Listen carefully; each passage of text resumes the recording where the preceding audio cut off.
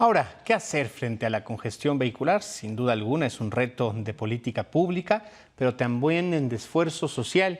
Y es que con ello se pierde tiempo, con también calidad de vida, productividad y salud, además de una estabilidad emocional.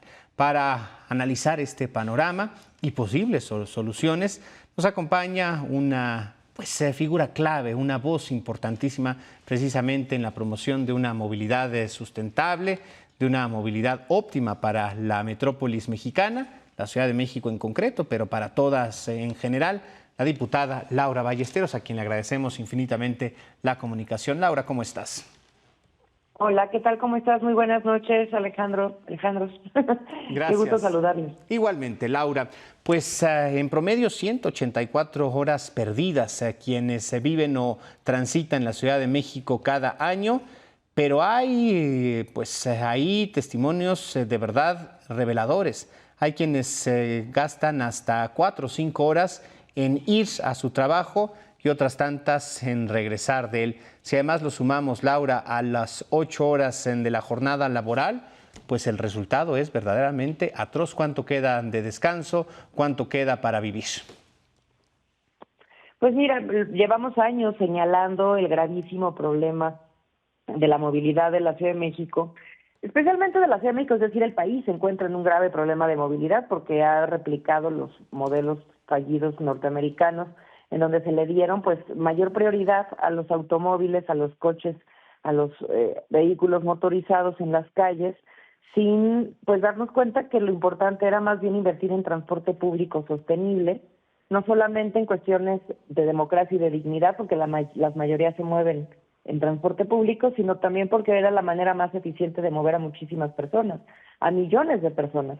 Pero la Ciudad de México es la más afectada porque, bueno, pues aquí se mueven 30 millones de viajes metropolitanos al día, y pues claramente es insuficiente el espacio vial que hay. Mientras más autos, menos podrá haber una movilidad eficiente. Si tú siembras autopistas, cosechas automóviles, y esto lo condenamos desde hace años. Incluso cuando se construyó, lo recordaremos, en tiempos de López Obrador, cuando fue jefe de gobierno, el segundo piso, y luego lo empezaron a continuar otros gobernantes, decíamos desde entonces el activismo en la ciudad, esta no es la vía, vamos a llevar más tráfico a la ciudad, y hoy está comprobado que el distribuidor vial y el segundo piso que se hizo, lo único que hizo fue generar más de un 45% de tráfico adicional en la zona de Reforma Centro, Reforma Lomas, hacia el centro de la ciudad, porque pues está llevando más rápido los coches de aquí para allá, ¿no? Y a un lugar con un espacio finito donde está concentrado un gran número de destinos porque hay oficinas, porque hay equipamiento urbano, porque es el centro de la ciudad, financiero y de muchas otras labores, ¿no? ¿Qué hay que hacer de nuevo? Transporte público sostenible, pero parece que esto es muy complicado para las autoridades de entender, de implementar. El 20% de la población, 21% de la población, de acuerdo a la encuesta Origen Destino del 2017, que es la última con la que se cuenta, de hecho la elaboré junto con varias autoridades cuando fui subsecretaria de Movilidad en la ciudad, el INEGI y la UNAM participaron, solo el 21% se mueve en auto, mientras que el resto de la población, el 74% se mueve en transporte público y en bicicleta un 2%, y otros peatones también hay un número muy importante. Entonces, bueno, pues no hay de otra, ¿no?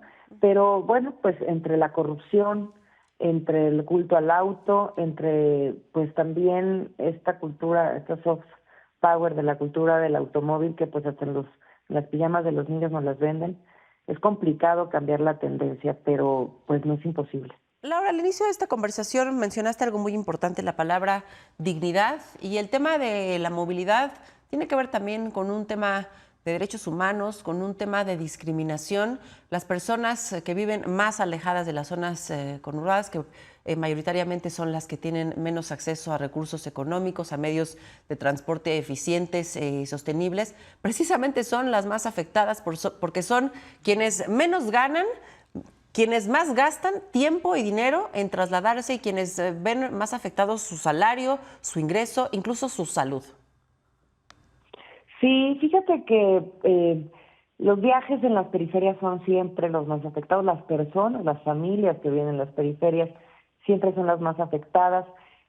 Hay propuestas en la mesa desde hace muchos años. De nuevo, yo recuerdo cuando impulsé la ley de movilidad en la Ciudad de México en el 2014, que aquí en la Ciudad de México no se hablaba de movilidad, se hablaba de puro transporte y estaba todo orientado al coche. Y de nuevo veníamos de estas construcciones faraónicas de segundos pisos, destinando más del 70% del presupuesto de infraestructura de la ciudad a infraestructura vial para coches y el restante pírrico, menos del 30% a infraestructura de transporte público.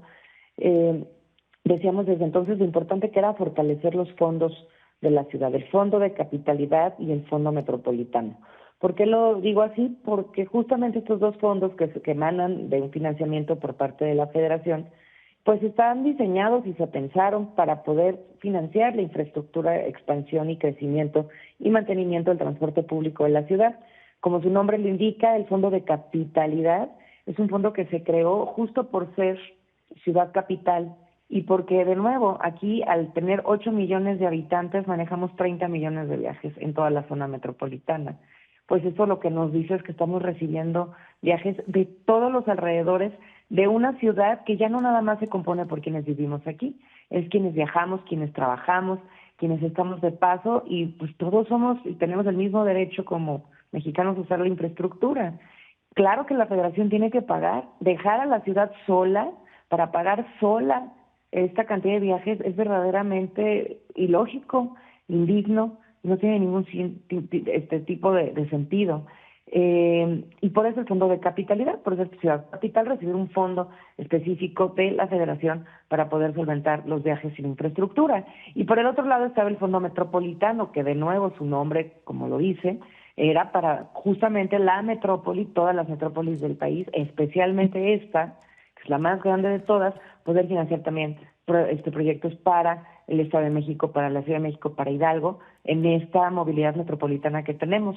Pero pues lejos de fortalecerlos, los desaparecieron a inicios del sexenio de López Obrador, y pues ahora ya deja tú la falta de financiamiento de la ciudad o del Estado de México, de Hidalgo, no hay dinero de la Federación para poder expandir. Incluso hablando de las poblaciones que viven en las periferias, que son los que se hacen los viajes de 3 horas, ¿no? 2 horas y media de ida, 2 horas y media de regreso, viven en el trabajo con jornadas laborales de más de 48 horas a la semana. ¿Cuándo ven a sus hijos? ¿Cuándo pueden estar en familia? ¿Cuándo pueden hacer otra cosa que no sea vivir para estar en el transporte público y vivir solo para trabajar, sin tener ningún otro tipo de oportunidad de poder invertir tiempo en otras cosas, como también el derecho al descanso? Y además carísimo, porque pagan 2, 3 camiones, además metro, pero además metrobús, pero además pues tienen que comer fuera porque nunca están en casa. ¿Qué bolsillo va a aguantar eso? Por eso también pues los planteamientos que se tienen desde Movimiento Ciudadano y también desde el activismo desde hace muchos años es que haya política social con el transporte público, que hayan apoyos sociales, que podamos tener apoyos sociales para estudiantes, para mujeres, para niños. Si podemos pensar en la gratuidad, pues que así sea. Las mujeres hacen 4 viajes al día, al menos, de cuidados con niños, con abuelitos, con bultos, el mandado. Son las que más están gastando dinero y están más tiempo usando el transporte público. Y pues ni siquiera una ayuda a la economía del hogar para ellas, pues es tremendo lo que se vive todo el tiempo. Laura. Entonces, pues ya que mencionas la periferia, pues no nada más es la distancia, el tiempo y la inseguridad y la indignidad del transporte, es lo que cuesta. Claro. Laura, ¿qué atraso tiene la Ciudad de México, por ejemplo, en el crecimiento de la red del sistema de transporte colectivo Metro? ¿Cuántas líneas, cuántas estaciones tendríamos que tener para responder a la necesidad de una metrópoli? ¿Por qué metros como el de Nueva York, por qué metros como el de Londres han crecido a lo largo de los años y pareciera que nosotros tenemos un impas por hacer crecer la red? ¿Qué pasa con los otros medios? ¿Realmente el Metrobús, el Cablebús, la red de transporte de pasajeros y el trolebús son medios eficientes? ¿Responden a la necesidad? ¿Qué tanto porcentaje tendría que tener en proporción al metro, por ejemplo, para hacer una red eficiente? ¿Qué podemos hacer en cuanto a análisis, radiografía del transporte en la Ciudad de México como análisis y proyección? Pues mira, o sea, urge una encuesta de origen-destino, no se pueden tomar decisiones si no se tienen datos. Y la última encuesta de origen-destino data del 2017, ya se van a cumplir 10 años. Okay. Ya va a ser una década. Yo me acuerdo La última que se había hecho fue en tiempos de Ebrard, antes de que nosotros hiciéramos en el 2017 con la que hoy se sigue trabajando. Es verdaderamente increíble que ya pasó el gobierno de Claudia Sheinbaum, llevan a la mitad del de Clara y no hay una nueva encuesta de origen-destino. Necesitamos una que nos digan hoy de nuevo cómo está la movilidad de la ciudad. Ha cambiado muchísimo la radiografía, hay muchos motorizados ya, muchas motos, no solamente vehículos, automóviles, muchas motos, un crecimiento también de la población, de los viajes, y por supuesto también mucha dinámica cambió a partir de la pandemia.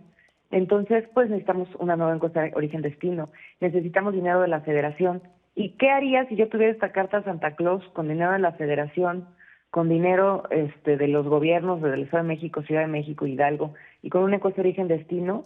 Apostaría por una expansión del metro. O sea, es increíble que no hayamos expandido el metro de manera ambiciosa en las últimas 5, 6 administraciones, 7, más que lo que hizo Ebrard en su momento y luego pues eso se le cayó a Claudia. Es decir, es increíble que el metro esté tan abandonado, es la columna vertebral de las ciudades. Hace poco veía los mapas de metro de Beijing y de la Ciudad de México hace 30 años, y pues la Ciudad de México tenía más líneas que Beijing, que son de las ciudades con las que competimos, somos la quinta ciudad más grande del mundo. Bueno, además de ser la ciudad más bonita del mundo, somos la quinta más grande. Y competíamos hace 30, 35 años en tamaño con Beijing. Hoy Beijing está 8 veces más grande en metro que nosotros. Nosotros nos quedamos a la mitad como siempre. Haría también anillos para el Metrobús. Necesitamos líneas circulares, tenemos que crecer a nivel metropolitano con líneas circulares, tenemos que terminar el plan maestro de Metrobús, que son casi 20 líneas también. Y estaríamos entonces conectando ya los viajes más de barrio, de primera y última milla, con movilidad no motorizada. Creo que es bien importante también entrar a esta nueva micromovilidad que pues tanta falta le hace a la gente. Estamos justamente hablando de las responsabilidades de las autoridades, pero también hay que poner sobre la mesa eso, la responsabilidad ciudadana, lo que sí nos toca a nosotros y elegir un medio de transporte más sustentable como la bicicleta. Tú eres una gran ciclista citadina, ¿no? Te mueves, utilizas la bicicleta como un medio de transporte. También es muy fácil a veces dejarle la responsabilidad a las autoridades y pues agarrar el carro para un trayecto de 5 calles. Sí, la verdad es que mira, la bicicleta para mí siempre ha sido una herramienta para hacer la revolución. La democracia se construye desde las calles, una calle que nos dice desde el principio que somos diferentes por cómo decidimos movernos, porque unos tienen el dinero para comprar un coche y otros no, porque unos tienen que moverse en transporte público y hacer 8 viajes y otros no, porque viven cerca, porque pudieron comprar una casa muy cara en el centro, en la centralidad. Pues empieza a marcar justo la sociedad tan inequitativa que somos.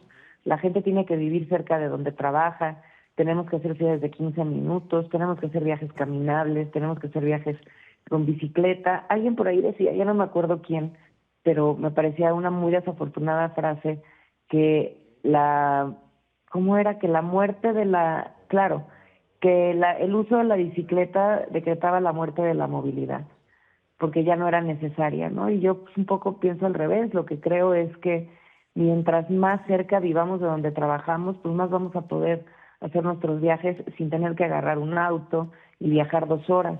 Hace poquito veía un meme que decía que en otros países un road trip es un viaje de 3 horas, ¿no? En coche. Aquí en México lo conocemos como tengo junta en Santa Fe. Y pues ya hasta nos lo tomamos a broma, ¿no? Pero pues no tiene por qué ser así. No, es un drama. Quien vive en Santa Fe, quien trabaja en Santa Fe, pues que viva en Santa Fe, ¿no? Y quien trabaje en la ciudad central, pues que viva en la ciudad central. Pero no mandamos a la gente a vivir lejos porque tampoco hay vivienda. Digo, yo mi carta a Santa Claus siempre lo he hecho y lo he dicho, es más transporte para las personas que no tienen auto, transporte público, y más casas en las centralidades. Y la bici, pues como esta herramienta de transformación, en donde pues se mueve en bicicleta, las mujeres sobre todo, cuando no tienen acceso a un auto, pues es sinónimo de libertad. En Dinamarca, pues el 80% de los viajes se hacen en bicicleta. Ves enjambres de bicicleta por todos lados. En Holanda también, pues es que algún día empezaron a hacerlo, ¿no? Pues, Laura, importante para reflexionar por lo pronto en este 2025. Como ya que recién terminó la Ciudad de México, la más congestionada en temas vehiculares. Laura Ballesteros, muchísimas gracias por tu tiempo, tu valioso tiempo y tu opinión a la audiencia de Unifenios. A ustedes, muchas gracias por el tiempo, por el interés en un tema tan importante. Mira, yo tengo ya casi 2 décadas trabajando en movilidad, es la causa que llevo en mi corazón. A veces creo que yo misma me aburro a mí misma de hablarlo tanto, pero pues es que es el problema más importante y no vamos a dejarlo de estar repitiendo porque la gente necesita que le regresen su tiempo, su dignidad y su vida. Aquí insistimos contigo. Muchas gracias, Laura. Muy buenas noches. Gracias. Gracias. Buenas noches.